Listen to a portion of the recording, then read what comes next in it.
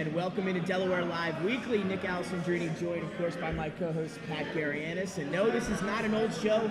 We are back. It is a new episode of Delaware Wild Live Weekly, and we've got a four-member crew today, so getting everyone back at least a little bit at a time. Pat, how you doing on this Wednesday? It's going great. We're ending up week 10, heading into week 10 here in football season with some playoffs already started and the football playoffs right down the corner. So really, really excited. Yeah, a lot of great games last week and a lot more to look forward to this week. We're going to start, of course, how we do every week with some recaps of some of our games of the week from last Friday. And Pat, to get us started, we're going to do a game that me and you had the chance of taking part in, and that was the Battle of the Buccaneers, Caravel and Milford. Yeah, and before we get to that recap, it was a great game. I know you guys have seen a couple of these teams throughout the year. Glenn Fraser as well as Benny Mitchell. Welcome in, gentlemen. We had some really good games come up this past weekend. Yeah, this ending of the season is really what we wanted, we've talked about, we've had Jason down in the basement trying to figure out who's playing who. That's all could change. One game in each division could change the whole landscape of the playoffs. So, and that's what we want to see. We want to see coming down to week 9, week 10, competitive games in high school football. Absolutely. Glenn, I know we talked a few days ago on the podcast. Here we are, Delaware Live Weekly, going in to week 10 or week 11, if you will. How's it shaping up? For Benny, who are these guys? I haven't seen them in a while. Yeah. I know, I had a rusty intro too. Oh, it's been a few weeks. They shaved their beards to protect their identity. Right, exactly. Yeah. Witness protection, right? Friends, witness protection. So Nick, with that, we will get into these recaps. We'll start off Caravel and Milford. Milford was holding on to their playoff lives in this one. Needed a win and some help to stay in it. Caravel, they were rolling. And with that, we will start this thing off. And it's Jordan Miller, the sophomore, coming up with a big Saxon takes the snap, he'll drop straight back, and a look fire across the middle, and he has the defender. Caravel, that ball's intercepted, 10-5, and into the end zone. That's a defensive touchdown for the Caravel Buccaneers. A big play for Jordan Miller, the line on that play from Copes. Where to now back under center on second goal. This time Drumgo, the everything running back for them. TD to the left side. 14-0 Caravel in order. That's his first of 2 touchdowns on the night. But again, it was a close game, 14-0 at the break. Milford really holding their own, and really it was just a couple of turnovers. Otherwise, this is a different game. Third quarter, this is where Caravel asserted themselves. Drumgo, his second rushing touchdown of the game, puts Caravel on top, 21-0. And then this was the difference maker, the safety. Milford had started that drive off at the 30-yard line. Penalties and lost plays ended up putting them against the goal line, couldn't get out of it. The ensuing possession, it is a big-time play here from Awerda, the sophomore quarterback, to Wingo, 56 yards to the house. And the Caravel is now rolling up 30-0. Milford just doesn't know what hit them. Here's one of the finishing touches. It's John Antonio. That was a touchdown pass, believe it or not, to put Milford into the running clock situation. And then one last go around. It was a pick 6 for Vandrick Hamlin. 44-0 Caravel with an impressive showing, improving their record to 8-1 ahead of their big-time matchup against St. E's tomorrow night. Caravel rolling on all cylinders, and Milford, fortunately, that's pretty much going to wrap up their season. Yeah, Caravel battled tough throughout. Again, like you said, after that safety, Milford started to unravel a little bit. Caravel very poised. Owen Robinson defensively all over the field. 2 pick 6s from 2 sophomores in the secondary. And, of course, Keyshawn Drumgo, one of the best running backs in the state. Never goes down on first contact. Going to take multiple tacklers to bring him down. Glenn, should be a fantastic one tomorrow. St. E's and Caravel, just 1 loss combined with those 2 teams. Yeah, I can't wait to see Drumgo and Plasim Benson for St. E's. Yeah, he's almost to 1,000 yards rushing on the year. I think he's like just shy of 960, 18 touchdowns. Oh, and by the way, Benson has scored 26 rushing touchdowns, and he's rushed for over 1,500 yards. And so I think Nick and Pat and I are doing that game tomorrow night. Should be a very quick ball game. A lot of power eye. Those are video game numbers. I'll tell you, those are insane. And then now we shift our focus to Smyrna and Apoquinimink. And Glenn, Apo was coming into this one hot. They had won some in a row, I believe 3 or 4 games in a row coming into this one, but unfortunately for them, Smyrna, after that loss to Middletown, they've been rolling as well, and they continue to roll here. Well, we talked about it on our podcast the other night. Smyrna's too good. You can't spot them 3 short fields to start the game, and that's what Apo did. 2 block punts on the consecutive possessions to open the game, both by the same guy, Brandon West, and we're going to see that as we roll highlights. So the very first one, Brandon West, and he almost tackles the punter before the ball gets off his foot. That set up a 3-play drive, and finishing off the drive was a Wayne Knight touchdown run. You're going to see that coming up. And watch Wayne, he bounces it to the jump cut, bounces the outside, and then cuts again and spins into the end zone untouched. Very special running back. Now here's block punt number 2. Watch, he tackles the punter, the ball doesn't even get off his foot. Brandon West again. Special teams, linebacker, he leads the team in tackles. That led to a 1-play drive. Now you really didn't see this. Devin DeMoe dove for the ball, kept both toes in bounds, and hit the pylon simultaneously. Here's a sack. Guess who? Brandon West. I'll tell you, that's 2 block punts in 1 game. That's impressive. In the first quarter, Nick, that led to this touch Smith in stride. Smyrna rolling right now, 24-zip.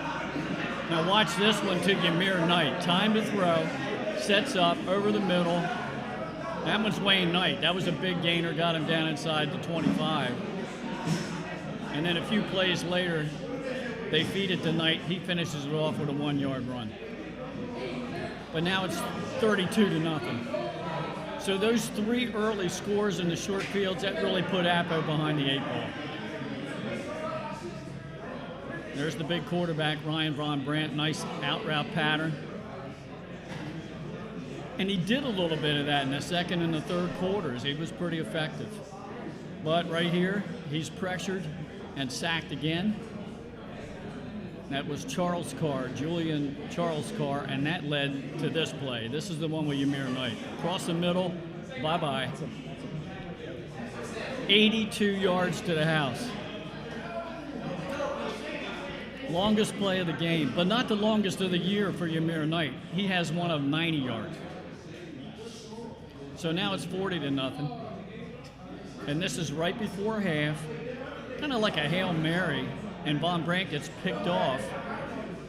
Down at the 3-yard line, guys, there's like 20 seconds to go in the half. You figure they're going to kneel, right? No. Wayne Knight, first play from scrimmage. All the way out, past midfield. Got the windmill going, and he's into Apo territory. 2 plays later, there's less than a second on the clock. Hail Mary by edge. Devin DeMoe again. Jump ball, give it to the basketball star. There he goes. Leaps and pulls it down. 48-0 at halftime. Running clock the whole second half. Smyrna rested some of the starters, mostly on the offensive side of the ball. But let's give it to Daniel McConaughey here as he bounces out to the outside, dances down the sideline. That's the only score of the night for Apo, as the final would be 48-7. Wow. Smyrna just too much for Apoquinimink. Like I said, you just can't spot them early scores like that. They did. Fell behind early, and that was all she wrote. I'm telling you, man, every week I get to watch that at Cameron Edge, whether it be through a stream or on the highlights, and it's just, what a talent. Yeah. What a talent. What a difference maker that kid is. Well, with that, Benny, we'll leave this up to you. Woodbridge and Red Lion, in what was a really good one first half. Well, first of all, this Red Line team come in. They're kind of like Cape of AAA. They're a good team. Just has had no luck this year, but they're a scary team. We're going to see that in their quarterback, Matt Krause. He goes up early and gets a touchdown. But let's go ahead and get to the highlights, Nick. Red Line, bring it coming to Bridgeville, and right off the bat, drops the punt, block. Oh, it's a bad snaps, bobble there hit. Scoop it up. And Woodbridge touchdown, goes Woodbridge Blue Raiders. They haven't even stepped on the offense, hasn't stepped on the field yet. They're up 8-0. It's Kenny Newton. Kenny Newton takes it in. Kenny Newton went over 1,000 yards this week. And then here's Matt Krause to Seth McGarty. Throws this, a little comeback, cuts back out, gets just inside the pylon. Red Lions back in this game. They missed the extra point. And that's how the first half ended. And then here's how the second half ended. Second half starts. Jordan Evans, there was some miscommunication on who was going to catch the ball, he told me after the game. He picks it up, and he said all he saw was green grass. He looks behind him, watches him step out of his tackle. Right here, steps out of it and turns on the gas and goes into the end zone. 90-yard kick return. We're going to see that a little bit later on tonight. And then again, of course, it's Kenny Newton with the extra point, and they go up 16-6. And Jordan Evans, we're kind of waiting for Jordan Evans to get involved in this offense all year. He does last Friday night. But you're going to watch him again spin out of another tackle, comes through the line, spins, stays on his feet, gets in the end zone, 16-yard touchdown run by Jordan Evans. And then how about Wyatt Wright? Wyatt Wright finds out he was this entire drive down the field. Wyatt Wright goes in untouched for a touchdown. You're starting to see Woodbridge do some different things. And then Tracy Young, freshman, bounces it outside. Watch this finish there. Stumbles, dives for the pylon, and gets the touchdown. C.J. Collins with a point after kick. And you're starting to see Marvin Dooley, this team has struggled on offense this year. And now you see they've moved some guys around. They've moved a tackle, to tight end. They put the tight end in the backfield. And you see two new guys get on the scoreboard this week. And they're going under center. They're going out of the pistol. They're going out of the earthquake. There's a lot of Woodbridge is starting to look like a dangerous team.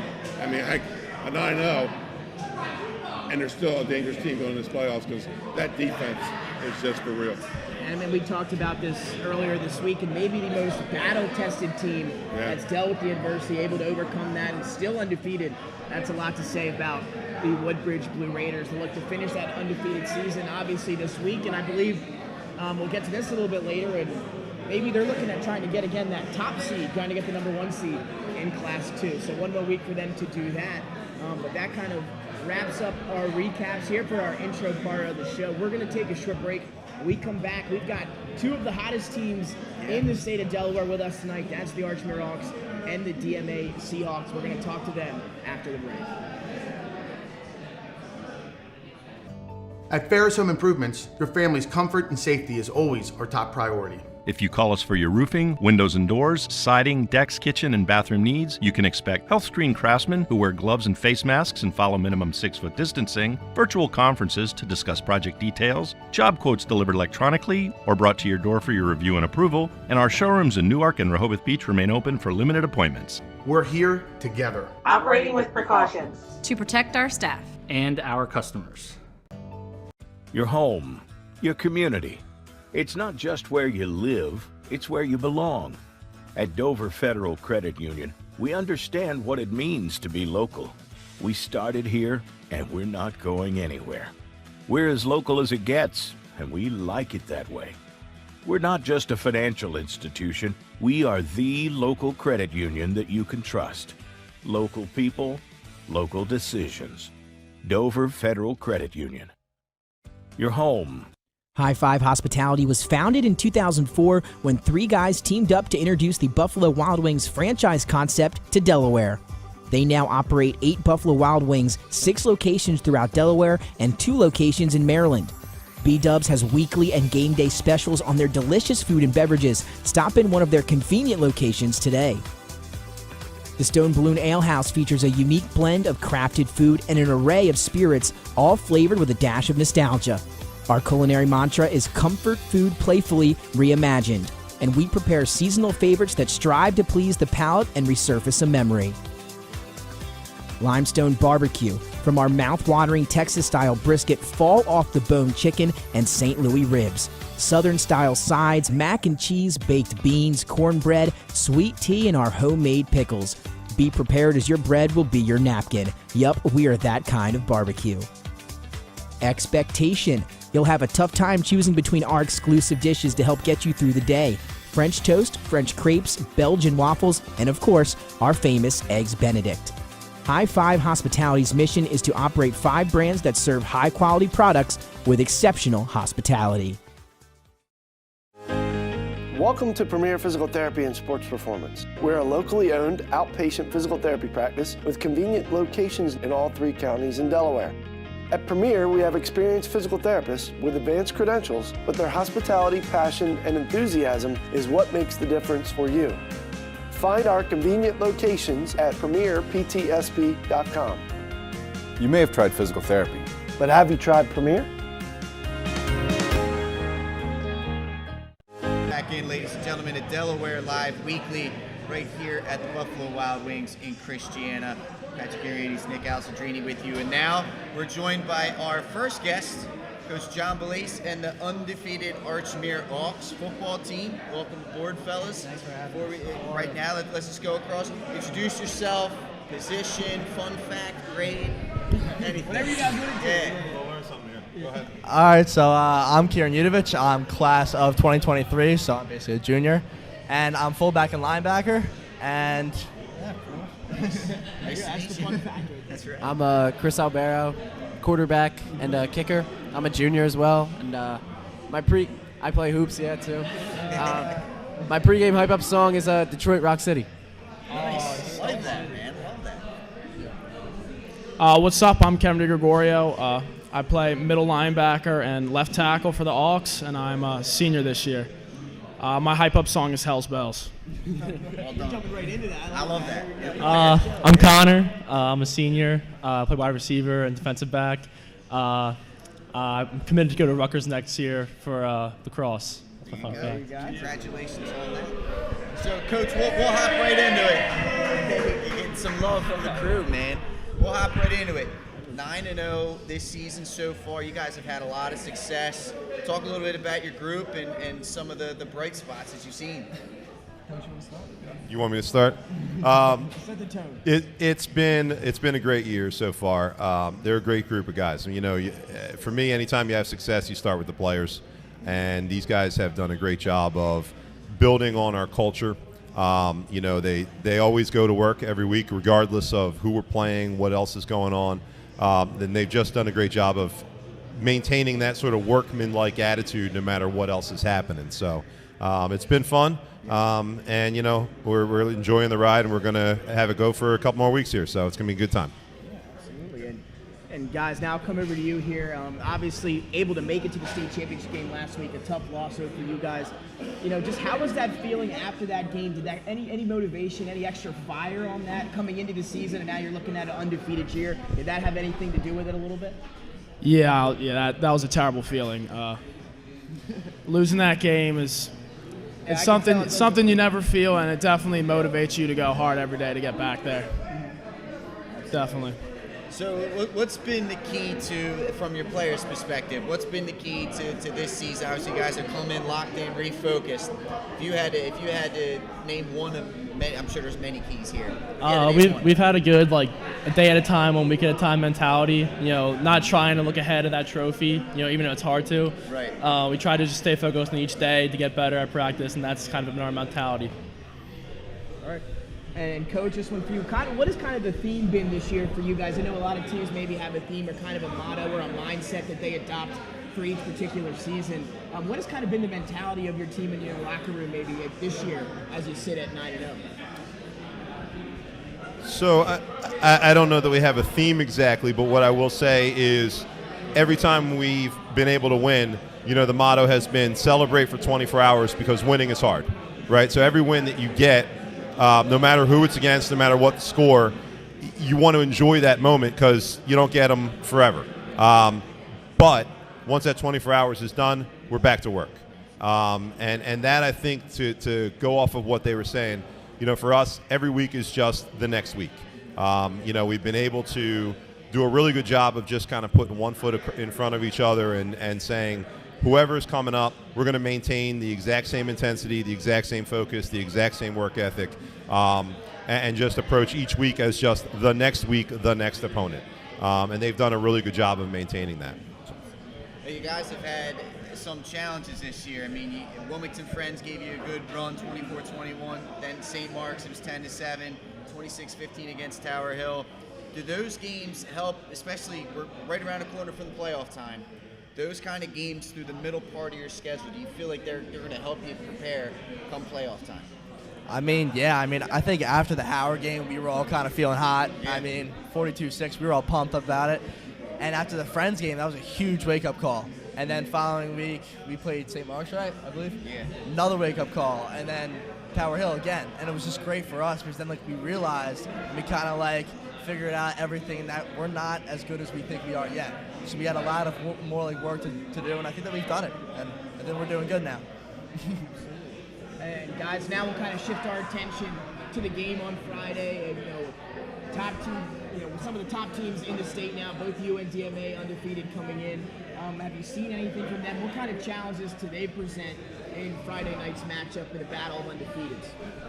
They got a lot of athletes all over the field. They got some big linemen up front, and then secondary. I mean, I'm watching the defense, obviously, but the secondary's got a lot of athletes, really quick, agile kids. So it's going to be a challenge, but I think we're all up to it. I think we're excited too. So yeah, battle of undefeateds here. How important is it for you guys to finish 10-0, or is it more of we're getting ready for the playoffs? What do you feel is the more of the focus? We definitely want to win. We're not making this game the Super Bowl. It's a Week 10 game. Right. We want to win all our games. The Week 10 game, whatever happens, but we'll be ready for the playoffs.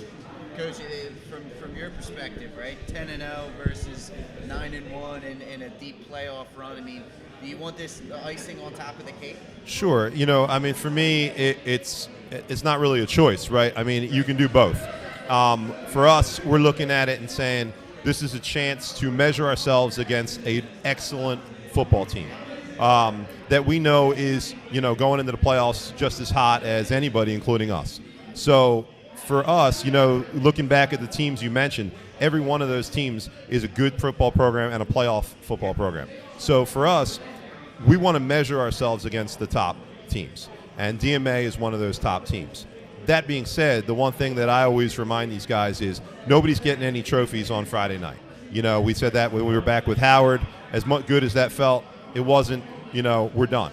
So win or lose, we're going back to work on Monday to get better. If we win the game, we're going to have things to improve. If we lose the game, we're going to have things to improve. So for us, we do want to finish strong, but no matter what happens, we're looking at it as what do we need to do to reach the ultimate goal, which is, still many weeks out and a lot of opponents that are really good in front of us. So that's a good mindset, man. Yeah, absolutely. And kind of as we inch closer to game time with DMA, what has kind of been what do you guys have to do on Friday night? If you had to pick something maybe specific or one thing you wanted to see out of your teammates or coach you wanted to see out of your team, what was the one thing that maybe you think will benefit you the most that you need to see on Friday night?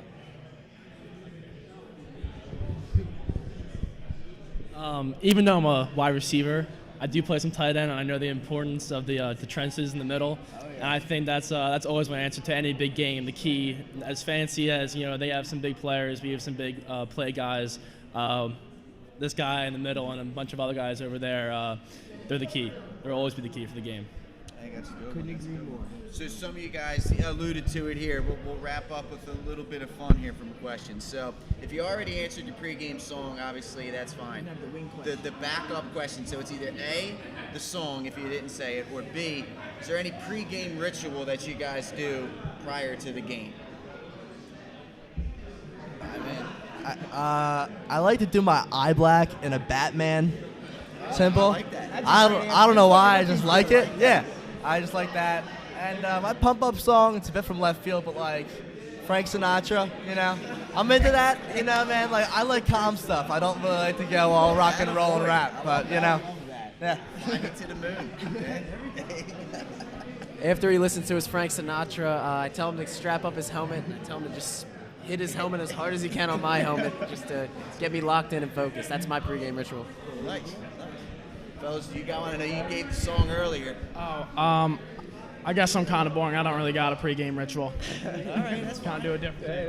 I'm a silence guy, so I don't listen to anything pregame. I just focus on the game, and then my pregame ritual is after we break it down, I kind of just freak out in the huddle, and it takes some energy out of me, but I have to do it now because they're all waiting Fires for it. everybody up, right? Yeah, I really freak out. Yeah. It's working for you guys. Coach, do you have a specific song or pregame ritual you like to do? Amazingly, my music might be more recent than some of these guys. They're like 50-year-olds in 16-year-old body. It's really weird. No, I don't have a ton. I'm mostly just trying to kind of focus in on what we're doing. If I'm listening to music, I'm definitely, going with something harder. So, we're doing Rage Against the Machine or something like that. All right, but, mostly I'm just kind of working through in my head, trying to see what the game's going to look like and kind of playing out scenarios. And that's pretty much where I am. Yep. Absolutely. Well, hey, fellas, like I said, it's working for you guys. Continued success. Best of luck on Friday night. It's the Archmere Hawks football team. Thanks again, fellas, for joining us in. We're going to take a commercial break, Nick. When we come back, DMA is going to join us right here on Delaware Live Weekly. See you then.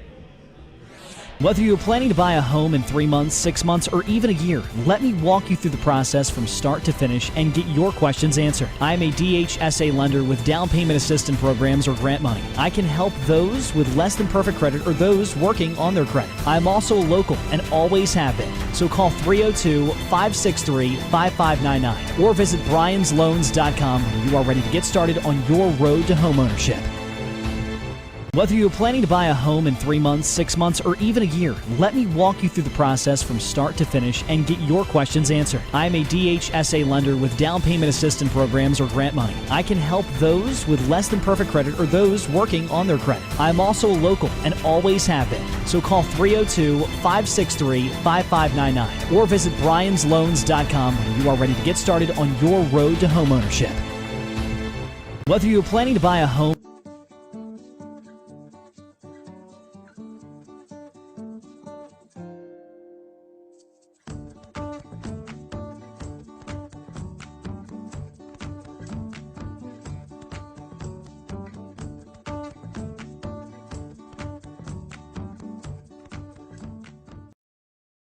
Get the assurance that your HVAC system is what you need with Ambience. Ambience provides you with over 25 years of experience in the heating, cooling, and plumbing industry. The team at Ambience Heating and Air Conditioning provides high-quality residential HVAC installations, maintenance, and repairs in new and older homes in the Delaware, Maryland, Pennsylvania tri-state area. You may not realize it, but half of your energy costs go to heating and cooling. Make sure your energy dollars count and call us today for a free estimate. 302-239-HVAC. 302-239-4822. Get the assurance that your HVAC system is what you need with Ambience. Ambience provides you with over 25 years of experience. At Ferris Home Improvements, your family's comfort and safety is always our top priority. If you call us for your roofing, windows and doors, siding, decks, kitchen, and bathroom needs, you can expect health screen craftsmen who wear gloves and face masks and follow minimum 6-foot distancing, virtual conferences to discuss project details, job quotes delivered electronically or brought to your door for your review and approval, and our showrooms in Newark and Rehoboth Beach remain open for limited appointments. We're here together. Operating with precautions. To protect our staff. And your community. It's not just where you live, it's where you belong. At Dover Federal Credit Union, we understand what it means to be local. We started here, and we're not going anywhere. We're as local as it gets, and we like it that way. We're not just a financial institution. We are the local credit union that you can trust. Local people, local decisions. Dover Federal Credit Union. And welcome back inside Delaware Live Weekly. Nick Allison, Jr. and Pat Garianis. Special thanks to Archmere. Now we turn our attention to their opponent, undefeated as well. DMA Seahawks actually back for round 2. I don't know if we've ever had that back for round 2, but here we go. And they deserve it again. 9-0 on the year in a big game with Archmere on Friday. Head coach Nick Lincoln. Appreciate you guys coming back. And we'll just go over to the table now. You guys may introduce yourself, position, and let everybody know who we're talking to tonight. My name is Dafir Watts, number 3, class of 2023. My name is CJ Coombs, class of 2022, DB, wide receiver. My name is BJ Alleen, class of 24, quarterback. Cody House, number 21, class of 22, DB and receiver. All right, Coach. Well, hey, we'll start off with you here. Last time you guys were here, it was ahead of a big-time matchup between Howard. Since then, you've only given up 7 points in 3 games, and your offense has continued to explode. What's been working for you the last couple of weeks? I think it's just the hard work and preparation of our guys. Our coaching staff does a good job of preparing them, putting the film up, and then they're just, practicing hard, getting together, lighting it up on the field. When we start Friday night, they know how to turn it on. Just proud of the way that we've been playing and looking forward to, finishing the season strong. Absolutely. Again, guys, Battle of Undefeateds on Friday night. How's the vibe been just this week? In the locker room, getting ready for this one on Friday night. How's the energy? What's the focus and mentality this week? I would just say we're just trying to make practice a little more intense. It's almost playoff time, so we just locked in, focusing on taking it at one game at a time, and everybody got a date. Everybody go? Yeah, go. Sure. Yeah, pretty much the same thing, like just practice. We've been really locked in, really focused, and everybody's kind of came with like a win attitude, and that's what we think we're going to come out there and do. Like he said, we've just been locking in and focusing up. Yeah, we're treating it like playoffs because that's what it's here. It is, basically. And Coach, you guys have had some tough games on the schedule. Obviously, that Howard game was a big time matchup, and then the following week you had St. Mark's, which is historically been a good program. However, this Archmere team's playing extremely well right now. You guys are both undefeated going into this. Talk a little bit about this matchup and what you've seen on film this week. I mean, these are the type of games you want. This is what we coach for. This is what these kids play for. The fans will be filled and rocking at Fusco Memorial. Our student section will be live. It's just the type of atmosphere that's high school football, Delaware high school football. Archmere is a great team. They're coached well. They're always in the right spots. They got some good key players. They're tough up front. I think we're going to give them a lot to work with too. We got a lot, to give them. And it's going to be an exciting matchup. I mean, like I said, this is what we play for. This is what we coach for. So we're excited about it. And guys, now talk specific, a little X and O's here, obviously undefeated. What have you guys been working on, maybe specifically this week in practice, just leading up to the Archmere game? Anything specific that's kind of been your theme this week going into Friday? I know you talked a little bit about the energy, but anything besides that, like football-wise? All I can say is, I just say practice it's just more, we're more locked in. We're focused. We know we have history with this team, and we're just trying to come out with a W. Nothing more, nothing less. I would say communication is a big key. Eliminate all the mental errors, and that's about it. I'd say we've been working on just playing mistake-free football. Mistake-free? Cody? Yeah, pretty much what they're saying. Sure. Coach? I'll say we're trying to go all gas, no brakes, tempo. Trying to make them work. I like that. I like that. Now going in, obviously this is Week 10 matchup, right? And the playoffs right around the corner, Coach.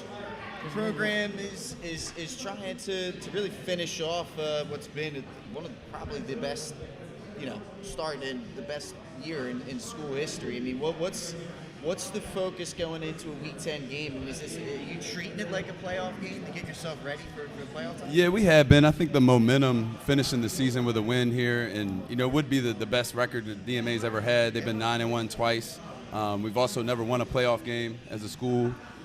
So we're trying to build momentum to go into the playoffs because we know we're going to face potentially Archmere again, go down state and play Woodbridge. Like we know what we're facing. In the same token, it's 1-0 every week. That's the way we've been approaching it as a new staff and building a new culture. It's really like establishing our habits for how you go about approaching any team, regardless of who it is on the schedule. So we're keeping it the same and doing what we do. And now back to you guys.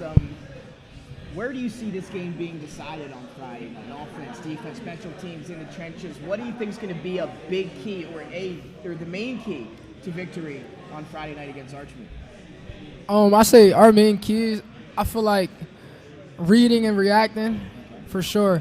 As long as we read and we play fast and physical, I feel like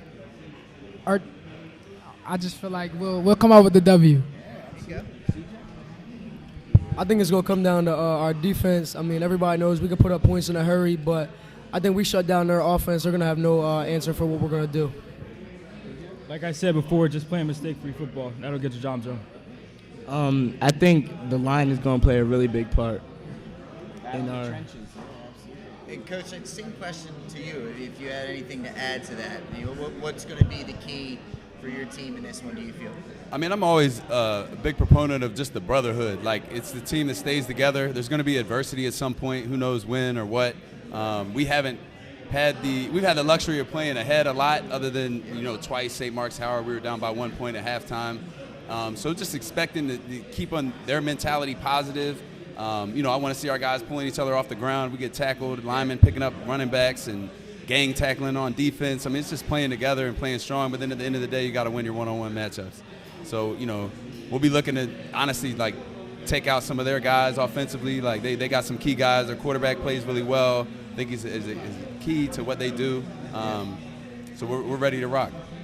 Absolutely. And Pat had a phenomenal question last time. I know we had you guys on before. We asked your pre-game warm-up song, what you got going on the headphones as you guys getting ready for the game. I know we got some new faces, so we're going to give you that question also.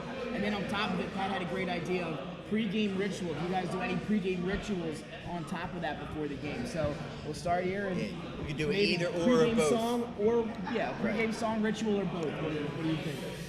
I say, are we saying personally? Yeah, I say my personal song that gets me ready to go is Meek Mill, We Slide. Because I just feel like when I walk on the field, I'm untouchable. Yeah, that's what we're looking for. That's the goal, man. Yep. For me, it would be any Polo G song for me. My song would be All of the Lights by Kanye West. Like Jay-Z or like anything like some old stuff. Coach, we asked you this last time. Anything change up a little bit? Or ritual? Anything you do before the game? I listen to a little slow, old R&B. I'm a good Motown, Bill Withers. I like getting my I almost gotta calm myself down before a game. I don't always like getting too hyped. Yeah. Ritual-wise, I think when we get off a bus or wherever at any field, I walk the perimeter of the field on the inside, just mentally I'm taking the field over. That's the kind of the way I look at it. Even at home, I walk around the field and. It's just something I do as a pregame ritual. One thing that we do as a team is we hit right before the game. Okay. I mean, we'll circle up right in the end zone, and we say the hardest hit you're going to get all game is right now, and that's how we like to approach it. I like that. I don't know why. Wake the pads up, right? Wake the pads up. Click clack. Click clack. They hear us coming, like back in the day. The Under Armour. Yeah, awesome. Well, with that, hey, fellas, thanks for coming on. Best of luck on Friday night, ladies and gentlemen. The DMA Seahawk football team. We're going to take a commercial break. When we come back, Glenn and Benny are going to join us. We'll continue talking some pigskin right here on Delaware Live Weekly. High school athletics is not what it used to be. The sporting goods industry has been disrupted, adding to coach and athletic director daily challenges. BSN Sports stands ready to change the fundamentals of our industry, giving our customers the advantages they need right now.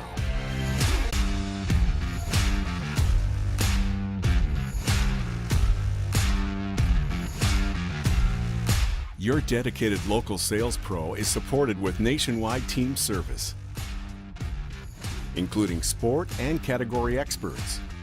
Get the look of D1 colleges and pro teams with our program that streamlines ordering your staff apparel, player gear, and fan wear. Stretch your budget with our fundraising solution. Free and ready in minutes. Our campus branding products are perfect for boosting school and team pride. BSN Sports has the advantages you need right now.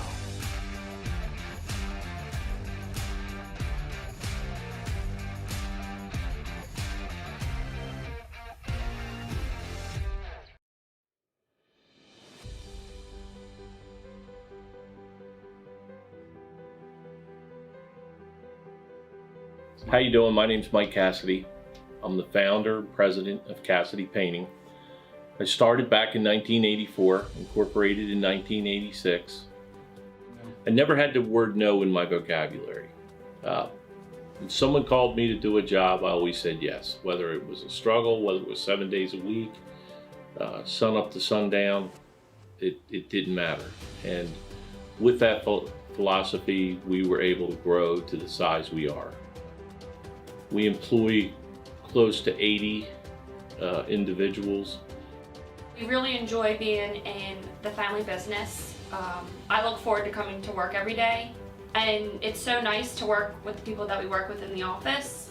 We've really become a family with them. We really create a family experience around here.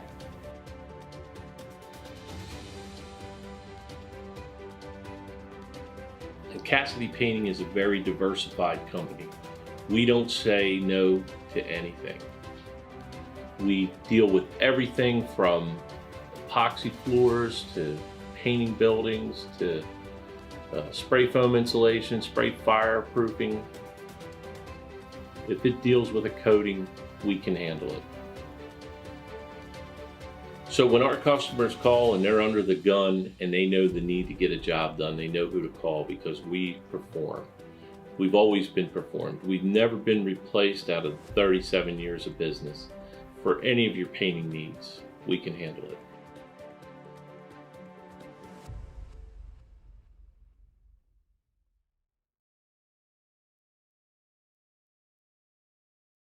And we're back in here at Buffalo Wild Wings Christiana. It's Delaware Live Weekly. Nick Alessandrini, Pat Garianis. Thanks once again to both Archmere and DMA's football teams ahead of their big-time clash. Both 9-0 teams this Friday night. It's going to be a good one. You're definitely going to want to tune into that.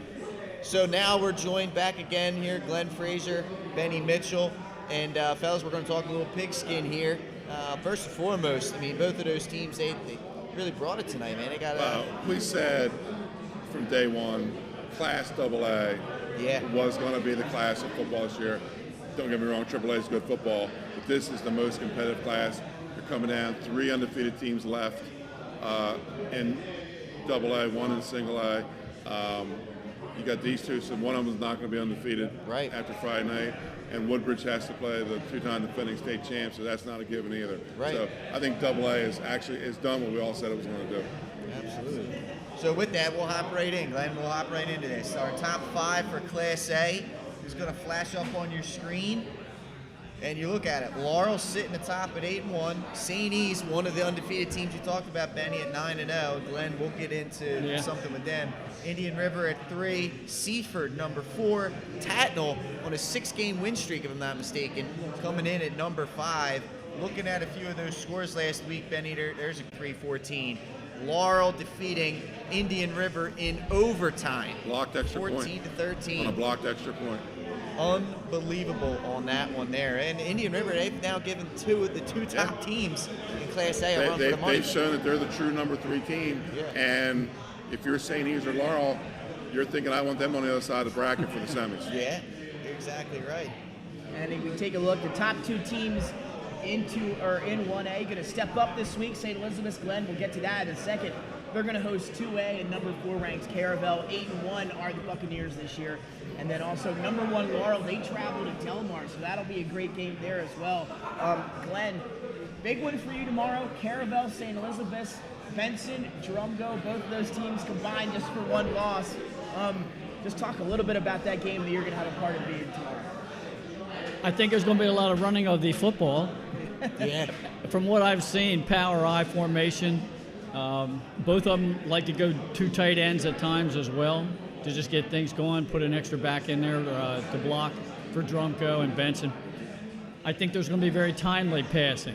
I think both coaches are looking to when they can use it, when they can mix it in at the timely spot in the game. So we'll be keeping our eyes open for that. But you talked about 4 undefeated teams coming into this final regular season weekend. There could possibly only be 1 left after this final regular season week. St. E's has a tall task stepping up in class to play Caravel, who's only lost to Woodbridge. And Caravel's only given up more than 1 touchdown to the Blue Raiders. They've only given up 1 score or nothing in all their other games. And St. E's, they've only given up more than 1 touchdown twice. So good defenses, good solid offenses. we're looking forward to that one. Now, Benny, Laurel looking to continue to run things. They're traveling to Delmar, which is a raucous environment. Delmar, again, I said this time and time again, they're a team that can't be slept on, especially late in the season. They're usually churning on all cylinders here. Yeah, this is a rivalry game. They're 8 miles apart. Joey Jones, the new head coach of Laurel, 3 years he hasn't beaten Dave Hearn yet, hasn't beaten Delmar. And Jones' wife is from Delmar, is a Delmar grad. So he wants nothing more than to go down to Delmar and pick up a win on Friday night. And I think Woodbridge wouldn't mind that either, because that would give Laurel their 9th win. It would give Woodbridge a bonus point maybe to get that first seed. I didn't get to see the Indian River Laurel game last week, but that's always been historically a tough Open South game. Indian River's big. Yeah. And Laurel could throw the ball a little bit, and the game got moved. Delmar's game got moved to Thursday night for the impending weather, which tells me Delmar don't want to run in the mud. No, no, they don't. You're right. You're right. Yeah, but those should be some great matchups in 1A this week. That's what to look out for. Now we're going to shift our attention to AA, and you just saw the 2 top teams in AA with us up here at the desk. Archmere 9-0, they're your top team. DMA 9-0, they're your second team. Woodbridge 9-0, they're your third team. We talked about the competitiveness. Caravel, your 4th team at 8-1, and then Friends, your 5th team at 8-1. We talked about how competitive it's been, so no need to go back and do there. But in our top 5, just combined 2 losses amongst those teams. Some scores from last week: Friends over Mount Pleasant 22-20, Caravel over Milford 44-0, Woodbridge over Red Lion, we recapped earlier, 35-6, and DMA picked up a win over Concord. Benny, we just talked about it. Friends 8-1 on the year, they look really good. Caravel 8-1, they look really good. And what could happen this weekend that could maybe shift some stuff come playoff time? Well, I think let's go back to our first week of rankings, where there was no Caravel, there was no Wilmington Friends, and Woodbridge was number 5. Yeah. The old studs have shown themselves to be the studs again this year. Those 5 teams. I think Caravel gets out with a win this week. I think Wilmington Friends, Woodbridge, tough game against Howard. I think they're favored in it, but the way Woodbridge plays, they don't mind waiting until the second half. It's just who they are. It is. That's their identity, and that could put them in trouble against a team like Howard. And then somebody here is leaving with a loss. Yeah. On Friday night. I think it's going to be exciting. I can't wait to see the brackets come out. That 4-5 matchup's going to be huge, and the team, one of the hottest teams that's not going to get a bye, is Delmar. They're peaking at the right time. And like you said, it's late in the season. It's starting to click. They could be looking at a home game. Who wants to go to Delmar at the bottom of the state for a week 1 game? Nobody wants to go down there. And we remember what year was it? They were the number 7 seed. 8? No, they were 7. They were 7. And they went up to AI and beat AI. Right, I did that game, yeah. And ran right through the tournament. Oh, no, they were 8. They were number 8, Hodgson was 7 the year before. Yeah. And they blew everybody out. That was like 2014, 2015, I want to say. Yeah, about right. And they didn't just go to the finals. They blew everybody out on the way to the finals and then beat a Milford team there. Unbelievable.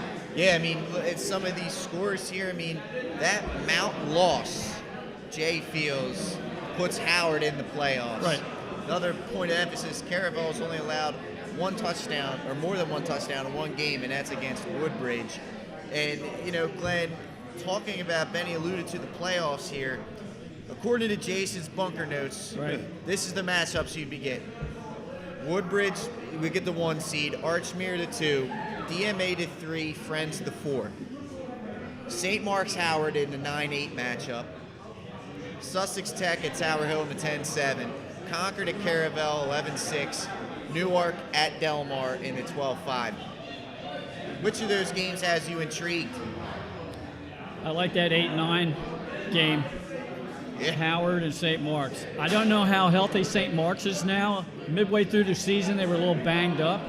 So if they're back to full strength, that's going to be one heck of a game. I like that 10-7 game, that matchup with Sussex Tech and Tower Hill's having a fine season. Sussex Tech is very underrated, too. Yeah. We talked about it on our podcast the other night, Benny. I think this 2A class is the deepest by far. And you can make a case for 1 through 7 at least, that any one of them could get hot and win this thing. Well, and let's look at a team like Lake Forest that's not in. Right. Yeah. And they put Newark under a running clock. Yeah. And, so the committee may want to look at that automatic 4 next year, make it an automatic 3 with 4 at large. Because, there's a team that they're just in the top District 3 with 2 of your top 4 teams. So with that, now we're going to take a look at Class. Oh, one thing on that Woodbridge game last week. Woodbridge scored in every facet of the game. Special teams, defense, and offense. I'll tell you, what a job Marvin Dooley is doing his first year down at Woodbridge. Again, they're undefeated. If it were to end today, they would be Carrying a your legacy. top seed. We're going to have to wait and see what happens in a week or so. Now looking at 3A, still the same 2 teams sitting atop their pad. Middletown 6-1, Smyrna 7-2. Both of them continue to roll week in and week out. Yeah, St. George's, your 3 seed at 6-3. Sally's ranked 4th at 6-2, and Dover at 5th with 6-4 records. So take a look at the scores from last week. The big one was Sally's and Dover. Maybe one of the most competitive games of last week. Sally's able to come back and get that victory, 38-28. Dover led that one 21-9 at the half. St. George's, they continue to play good football as the 4th team. They take down Cape Henlopen 27-14. Cape again led that one at the half, 14-13. Cape again, they have a lot of talents, a good team, but they just can't seem to find some of these tough victories. It's just they just can't get the ball to bounce their way at the right time. Looking ahead, they could be traveling to Georgetown for a first-round playoff game. A team that I felt Sussex Central escaped 21-14 there. There's a couple teams, I think, in that first round that don't want to play Cape. They could be getting an early exit. They're not a bad football team. It just hasn't come together for them at the right time. Clicked yet. Yeah. Right. Well, no score there, Nick. Middletown continuing to roll, 49-7 over Sussex Central, which is impressive. And Glenn, looking ahead here in this final week, there's a game I know you wanted to highlight that's going to have some playoff implications. No, that's Apoquinimink hosting Salesianum on senior night, because I think Apo might be able to hang in that ball game, especially if they played offensively the way they did against Cape Henlopen. If Apo wins that game, they jump into the top 5 to get a bye, and that would knock Dover out, and Dover would have to host a first-round game. One interesting thing about that is Dover is already done with the regular season. They finished with Salesianum last week, so their bye fell on the last week of the regular season. Right. So they're already going to get 2 weeks off. They might not have won 3. Sometimes you lose a little bit, in the rhythm, in the rhythm of your offense. So it might not really hurt them if they fall out. Now, if Sally's beats Apo will stay number 6. Dover will stay in as one of the top 5. So that's the only game in 3A that really has any bearing on the seedings. And if you take a look at that Middletown game, I think Nick brought it up during our podcast earlier in the week. Middletown scored 3 touchdowns with 1 offensive play to start the game. I remember when I was doing our game on Friday, I remember checking Twitter and seeing that and going, my goodness, they really do have talent all 3 days of the ball, but so do the Smyrna Eagles, and we talk about each of those teams every week, and maybe a collision course here in a few weeks for the championship. Again, if it were to start today, your top seed would be Smyrna. Middletown would actually be your 2 seed, St. George's 3, Sally's 4, Dover 5. Hodson and William Penn, your 9-8 matchup. Cape coming in at 10 against Sussex Central, as Benny alluded to earlier. And then CR and Apo at 11 and 6. But again, all that can change come this week, especially with that Apo and Salesianum game. Yeah, fellas. Well, with that, we're gonna hop right into our top performers and our top plays. So we'll start with a few people worth shouting out here. Looks like Darby Brennan and her Liberty University field hockey team won the Big East Championship. Coach at Liberty, Nikki Parsley-Bacher. That name sound familiar? The daughter of Don Parsley, the Milford wrestling coach. She is the former Northwestern field hockey player. She is the head coach and has turned that Liberty program around. Absolutely. So shout out to them. Yeah, absolutely. And then Glenn, I think you wanted to shout out former Cavalier. Oh, yeah, that was actually last week, but we didn't get a chance last week. Chris Godwin, is having a heck of a year for Tampa Bay. I believe 2 weeks ago he had a game where he had 8 receptions for over 100 yards to lead the team. They didn't win that game, but he's been outstanding all year long and is quickly becoming the top receiver for that quarterback, that came from New England, Tom Brady. That guy. Think back to that 2013 state championship game and the guys that were in that game. Godwin, Reeder, the younger Reeder, O'Neal. 3 NFL guys were in that Delaware State Championship game in 2013 or 2012? Yeah, I mean, we played them in 2011, and then Troy and them when I was a senior in 2013. That was when they beat us in the semifinals, so they went on to play in the championship. And thanks for bringing that up, Benny. Sorry about that.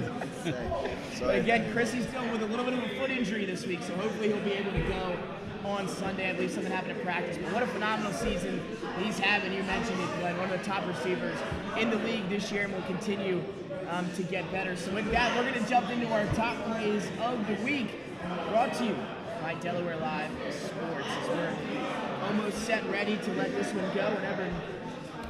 And this is how you do it here, Pat. We're going to get started. They're at BSN, baby. BSN, Brought to you by always BSN lead off with Sports. BSN. But here we go at number 10. Team up, Save a Point, Newark Charter, McKenna Ritchie, and Angela Steinberg. As you see, its volleyball tournament is underway. We are into the semifinals, getting you some good highlights here. Check it out. Boom, off the ball. What power there, and what a play at number 10. Seatric Stones with the interception return right here, and you can see it. Look at this play by first of all name team. Oh, absolutely, one of the best names in football. And look at this interception return. He's going to go around the outside. He's going to whoop. He's going to make a couple men miss. He's going to bring whoop, try to run over someone, sets up Woodbridge with good field position to close that one out. Makes a move, 56 yards. Truman Awerta, JT Wingo. We got to see this one in person. Awerta, young, smooth quarterback in for Caravel. Finds his man and then off to the sideline, and he is gone, showing off the speed to the 10-5 into the end zone. Caravel rolls in the Battle of the Buccaneers. 44-0 victory for Caravel. Braden Krygo, leadoff bomb here in his summer league action. You've seen him on Twitter, and this one starting it off. Deep shot in the center field, and I'll tell you what, that home run is not for the weak. No. That young man put a little bit of pop into it. Give him a follow on Twitter, man. He's good. It's a good follow. We're on top, and we got baseball highlights for you in November. Now over to Woodbridge. Jordan Evans. Benny, you mentioned trying to get him more involved in that offense, find some success. How about this run up the gut? Spin move, breaks a tackle into the end zone. He's been big for them lately. He was the quarterback last year. He's moved to a different position. He could be a threat coming in the playoffs. Here's Glenn's guy, Ymir Knight on this slant. Cameron Edge, can't say enough about this young man. That ball, look, about 85 coming out of the hand. Ymir Knight hit about 85 during this run. Inside the 10-5, you're not going to touch him. Only thing missing was the run through the ticker tape at the end. Smyrna rolls in that one. Ymir Knight, so fun to watch. Wayne Knight, fun to watch. Now Brandon West, he's really fun to watch. I don't know if I've ever seen 2 blocked punts in a game before. Brandon West, he made me a believer. Here he comes on the first one. Blocks that one from the left edge. And then you're going to see him, I believe, now come from the other side on this play. They can put him all over the field. Left, right, it doesn't matter. Back-to-back blocks on punt attempts for Brandon West. A remarkable feat for the Smyrna Eagle. That's how you get yourself on the field. Number 3, Jordan Miller. Vandra Camlin, 2 pick sixes. Here's the first one for Caravel. That's where Mama keeps the Thin Mints. Corner of the end zone right there. That got the scoring started. And honestly, this one was just puts his foot in the ground, and Hamlin just drives on this thing for the touchdown. The sophomore bringing it in. As you say, Caravel rolls in this one. 2 great defensive plays. Cameron Edge, Devin DeMoe, number 2. This half winding down Smyrna. They're not happy up 40-0. We want to extend it. Cameron Edge steps up in the pocket, going to let this one fly. Perfect up in the air. Devin DeMoe up on top of 2 defenders. We're sending that into Monday Night Football. You got Moss. We need that one on Raymond. Jordan Evans, the 90-yard touchdown return for Woodbridge. to start the second half off. Benny talked about it earlier. There was a miscommunication. They weren't sure who was going to pick it up, but when they did, he knew what to do with it. Makes a man miss, and then right here at the 40, Benny says he just runs right through that tackle, and he will finish this thing off. The Blue Raiders are going crazy. There's scrapple sandwiches being thrown all over the place. It's pandemonium down there in Bridgeville. Woodbridge with a big win. I tell you, I think Woodbridge, the kickoff team, or kick return team, wanted to let him come and try to tackle. They just let him come up and say, we'd make it a little tougher on him, but he was going to score anyway. So I know that they got the scrapple sandwiches down there. Back when Coach Dooley was at William Penn, you actually could get what was called a Dooley burger at the snack bar. I wonder if Woodbridge will take that After this year, I'm pretty sure they will be implementing I don't know. I think they go 10-0. He's going to have scrapple sandwich after the game. Yeah, I love the scrapple sandwich. All right, fellas. So that will pretty much wrap it up for us here. Before we go, I do want to open the floor up here for any kind of final comments you have. Big games this week, right? I just want to remind everybody that COVID didn't slow me down. I'm the back-to-back handful pick champion, and we talked about it last week. 2 years ago, I had to come from way behind. I had to do what Mike can't, coming from the basement. But this year, led it from wire to wire. Can't wait till next fall for another pick challenge. See, I think I was put on IR a few weeks ago, so I didn't get my picks in. So I'll blame it. I couldn't finish the season. Next year, I'll look to finish the year through injury. That's with it, man. Thanks once again for everybody. Glenn, Benny, Nick, Robin Pack, Gary Andes, Nick Halliday. Thanks again. Thanks again to all of our sponsors as well. Please go support. Please go support them. That'll do it for this edition of Delaware Live Weekly. Tune in this weekend. Starts tomorrow night. St. E's at Caravel, 7 o'clock kickoff. It's a big one. A lot of great games coming at you. See you then.